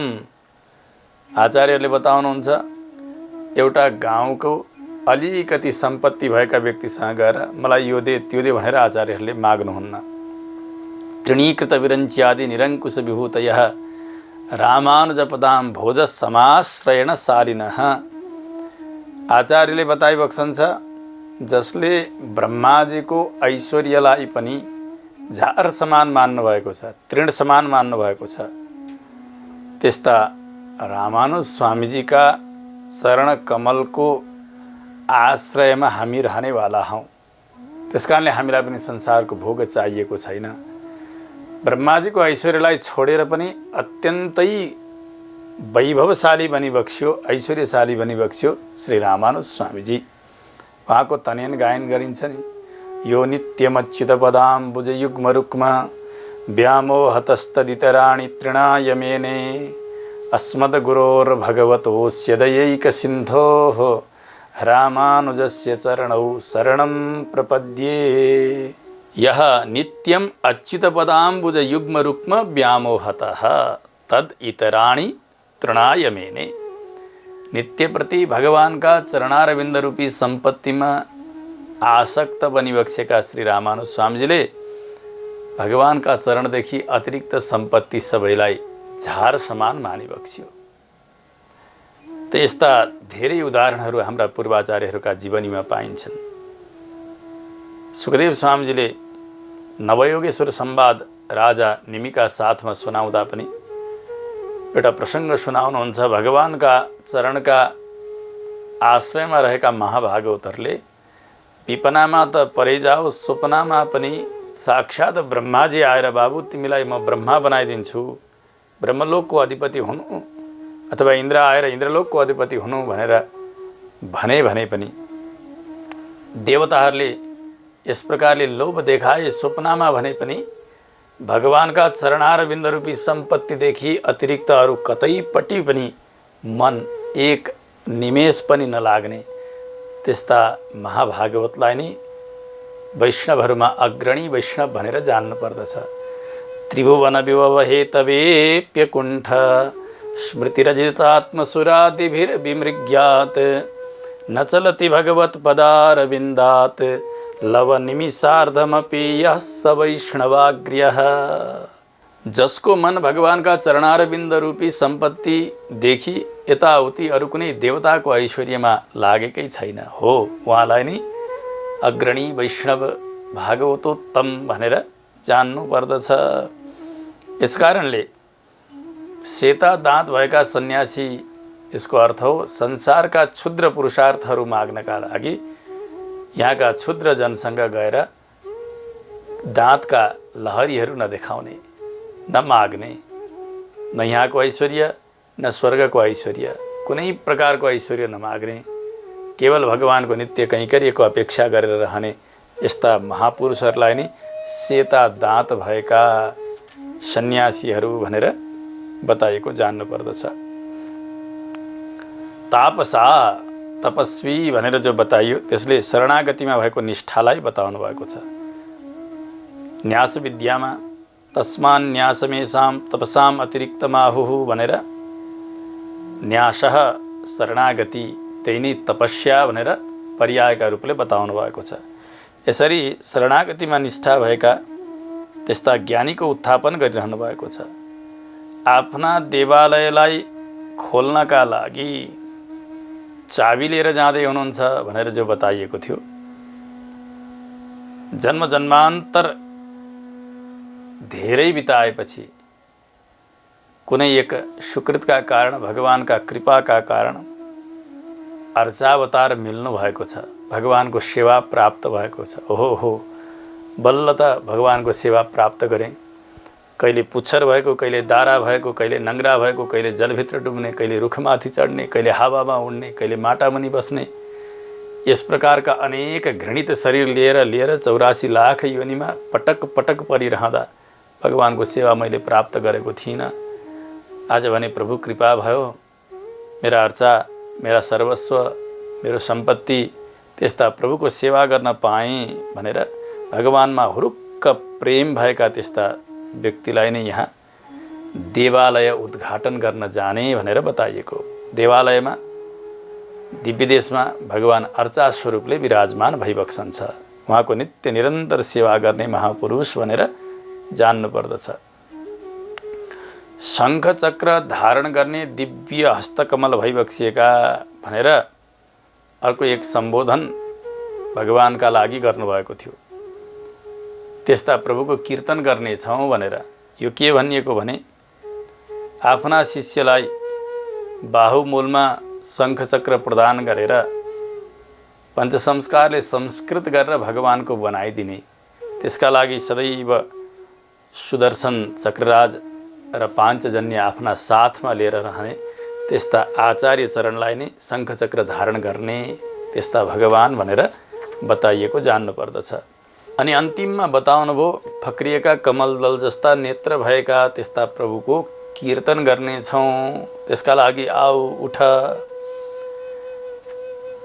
कमललोचन पुण्डरीकाक्ष भगवान जसलाई हेरिदिनुहुन्छ त्यसलाई पवित्र गराइदिनुहुन्छ। सबरीजीले भगवान श्री रामचन्द्रसँग भन्नुभयो नि, प्रभु हजुरका यी पवित्रतम नेत्रले मलाई हेरिदिँदा यो भिलिनीको शरीर पवित्र भएको छ, अब मेरा आचार्यको सेवा गर्न जान योग्य बनेको छ, आज्ञा दिबक्सियोस्। आजीवन जुन आचार्यको सेवाका निमित्त यहाँ रहेँ, यस्ता आचार्य चरणको सेवाका लागि म जान चाहन्छु। चक्षुषा तव सौम्येन पूतास्मि रघुनन्दन पादमूलं गमिष्यामि यानहं पर्यचारिशम्। हजुरका यी दृष्टिले म पवित्र बने। विदुरजीको अन्न पनि पवित्र भयो।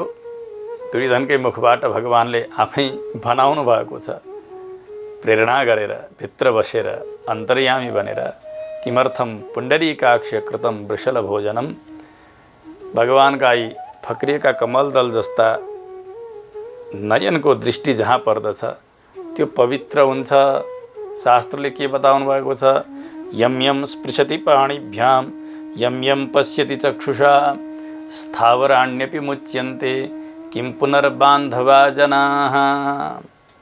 त्यस्ता महाभागवतहरूले आफ्ना हातले जसलाई छोइदिनु भयो, जसमा दृष्टि राखिदिनु भयो, त्यस्ता रुख बिरुवा स्थावरहरू त मुक्त हुन्छन् भने मनुष्यको त के कुरा भएर हो। यस्ता ज्ञानानुष्ठान सम्पन्न आचार्यको दृष्टिको अपेक्षा गरिरहनु भएको छ। बाहिरका गोपिनीहरू अर्थात् शिष्यहरूले भित्रकी गोपिनी अर्थात् आचार्यबाट भगवानका कमलदल जस्ता नेत्र छन्। कप्याश्रुतिको अर्थ गर्नुभयो श्री यादव प्रकाश विद्वान। उहाँले भन्नुभयो कस्ता छन् त भगवानका नयन भन्दा श्रुतिले बताउनुहुन्छ, तस्य यथा कप्यासम पुण्डरीकमेव मक्षिणी। भगवानका लाल लाल नेत्र छन्, बानरको पृष्ठभाग जस्तो रातो हुन्छ हो त्यस्तै छन् भनेर अर्थ गर्नुभयो यादव प्रकाशले। रामानुज स्वामीजी रुनुभयो, हो मेरा प्रभुका नेत्रलाई बानरको पृष्ठभागसँग तुलना गर्ने, यो त ठिक भएन। आँखाबाट आँसु झरे, चरण दबाउँदै हुनुहुन्थ्यो गुरुका। यादव प्रकाश बिउजेर सोध्नुभयो किन रोयो। गुरुदेव हजुरका मुखबाट निस्केका श्रुतिका अर्थलाई सुनेर मलाई कष्ट भयो। मेरा प्रभुका नयन त्यस्ता छैनन्। त कस्ता छन्? रामानुज स्वामीजीले भन्नुभयो कपिही भनेको सूर्य, कम जलम पिबतीति कपिही। जललाई पिउने काम गर्नुहुन्छ सूर्यले, आफ्ना किरणहरूद्वारा जल शोषण गरेर लिएर जानुहुन्छ। तेन आस्यते इति कप्यासम कमलम। सूर्यद्वारा फक्रने कमल, रक्त कमल हो। फक्रिएका कमलदल जस्ता मेरा प्रभुका नयन बानरको पृष्ठभाग जस्तो होइन भनेर रामानुज स्वामीले श्रुतिको वास्तविक अर्थ गर्दै बक्सियो। त्यसैले रामानुज स्वामीको मङ्गलगान गर्दा भनिन्छ नि, तस्मै रामानुजार्याय नमः परमयोगिने यः श्रुति स्मृति सूत्राणाम अन्तर्ज्वरमसी समत। रामानुज स्वामीजीको अवतार हुनुभन्दा पहिले श्रुतिलाई, स्मृति भनेको श्रीमद् भगवद् गीतालाई र सूत्र भनेको ब्रह्मसूत्रलाई ज्वरो आइरहेको थियो। त्यो ज्वरो हटाइदिनु भयो। तात्पर्य यो हो कि जस्ताको तस्तै अर्थ गरिदिनु भयो। वास्तविक अर्थ भगवानका नयन फक्रिएका कमलदल जस्तै छन्, सुन्दर छन्। त्यस्ता दृष्टिले जहाँ जहाँ हेर्ती बक्सन्छ ती सबै पवित्र हुन्छन्। त्यसै गरी यहाँ पनि पवित्र दृष्टि भइबक्सेका आचार्य नह्यं मयानि तीर्थानि न देवा मृच्छिलामयाः ते पुनन्त्युरुकालेन दर्शनादेव साधवः। जलमय तीर्थमा गयो अथवा पत्थर अथवा मृत्तिका इत्यादिले बनेको भगवानको श्री विग्रहको दर्शन गर्न गयो। त्यहाँ गएर उति चाँडै पवित्र हुँदैन व्यक्ति। जति चाँडो सन्तहरूको दर्शन गर्नाले पवित्र हुन्छ। केवल सन्तहरूको दृष्टि मात्र पर्यो आफूमा भने अनेक तीर्थ भ्रमण गर्नुभन्दा, अनेक देवालयमा दर्शन गर्नुभन्दा चाँडै पवित्र हुन्छ। शास्त्रले यही नै आज्ञा गर्नुभएको छ। यस कारणले कटाक्ष वीक्षा मात्रेण पापिनाम अपि पवित्रीकरण चरण नयनार बिन्दशालिता कथिता भवति इत्यलम। भगवानका चरण, भगवानका हस्तकमल, भगवानका नेत्र, भगवानका एक एक अंग प्रत्यङ्ग सबै महापापीहरूलाई पनि पवित्र गराउन समर्थ हुनुहुन्छ। जसरी यसै गरी महापुरुषको दृष्टि, महापुरुषका चरणारविन्द, उहाँका हस्तमुद्रा यी सबै हामी जस्ता पापीहरूलाई पवित्र गराउनका लागि समर्थ हुनुहुन्छ। त्यस्ता वाग वैभवशाली सबैलाई पवित्र गराउने त्यस्ता महापुरुषको उत्थापन आजका गाथाद्वारा श्री गोदादेवीले गर्नुभयो। पूर्वाचार्यहरूले यस गाथाद्वारा आलवारहरूको उत्थापनका क्रममा श्री योगीवाहन स्वामीजी जो आलवार कोटीमा भइबक्सन्छ उहाँको उत्थापन मान्नुभएको छ। अब अन्तिममा यस गाथाको अर्थलाई संग्रह गर्ने श्लोक पाठ गर्दै कथालाई विश्राम गरिन्छ। प्रत्युषे शेषयोषा अहम ह्यस सोत्थापयेयं पुरस्तात् इत्युक्त्वा किं नु शेषे सखि तव सदने निष्कुटे दीर्घिकायां कह्लारं फुल्लमासीत् यतय उपगताः किङ्कराः कुञ्चिकाढ्याः किन्ते व्रीडापि नौदयीदिति कथितवती भातुमे वाचि गोदा। जय श्रीमन्नारायण। आदिशेष श्री भूतपुरीमा प्रकट भई प्रभु मंगल रूप। आदिशेष श्री भूतपुरीमा प्रकट भई प्रभु मंगल रूप। जगमग ज्योति प्रभा खुले को दर्शन गुरु को बाल स्वरूप। जगमग ज्योति प्रभा खुले को दर्शन गुरु को बाल स्वरूप। श्रीमद् रामानुज रामानुज रामानुज भज रामानुज रामानुज रामानुज।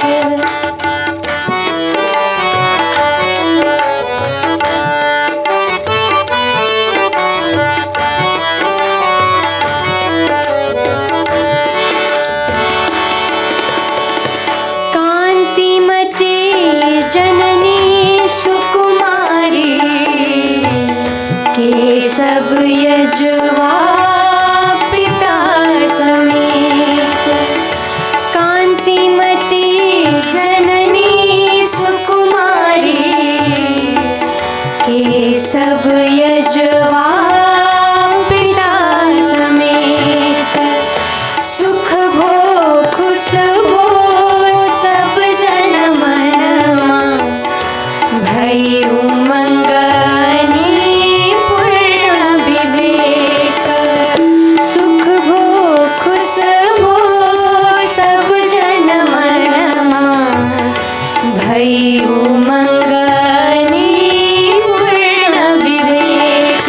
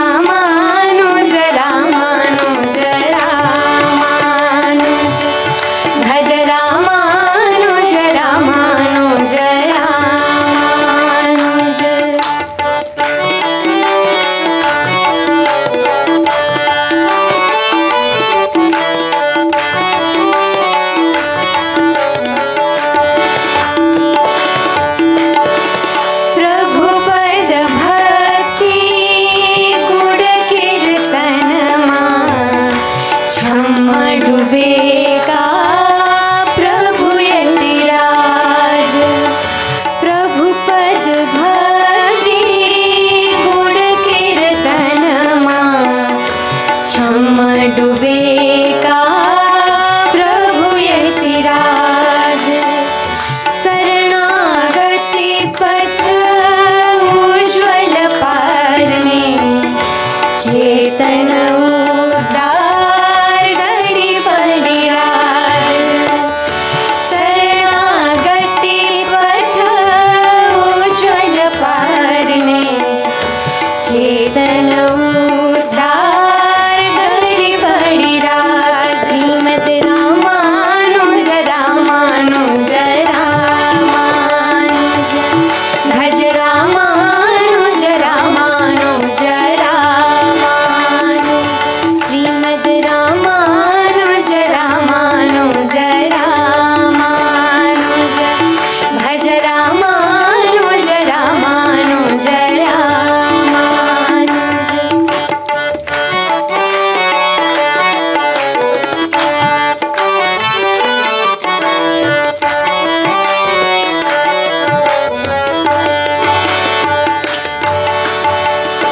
दिव्य स्वरूप को चिंतन कर दे रामानुज पद पंकज दिव्य स्वरूप को चिंतन कर दे रामानुज पद पंकज भ्रमरो बने प्रभु नित्य निरंतर डूब न सकूं अब